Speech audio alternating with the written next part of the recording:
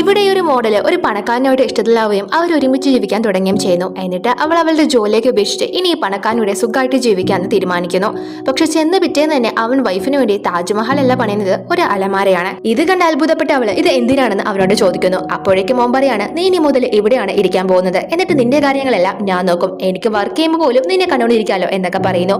ആദ്യം അവൾക്ക് അത് എന്തോ പോലെ തോന്നിയെങ്കിലും വെറുതെ ഇരിക്കാനുള്ള പണിയല്ലേ എന്ന് വിചാരിച്ച് അവളും അതിനെ സമ്മതിക്കുന്നു. അങ്ങനെ കുറച്ച് ദിവസങ്ങൾ കഴിഞ്ഞു പോകുന്നു. ഹസ്ബൻഡ് പറഞ്ഞ പോലെ തന്നെ അവളെ കാര്യങ്ങളൊക്കെ നന്നായിട്ട് നോക്കുന്നു. അവൾക്ക് താഴെ ഇറങ്ങേണ്ട ഒരു ആവശ്യമില്ല. ഹസ്ബൻഡ് വരുമ്പോൾ പൂക്കളും ചോക്ലേറ്റ്സും എല്ലാം കൊണ്ട് കൊടുത്ത് അവളെ നന്നായിട്ട് കെയർ ചെയ്യുന്നു. പക്ഷെ പോകെ പോകെ അവനവളെ മൈൻഡ് ചെയ്യുന്നത് കുറയുന്നു. വെറും ഒരു ഫ്ലൈയിങ് കിസിൽ അത് ഒതുങ്ങി പോകുന്നു.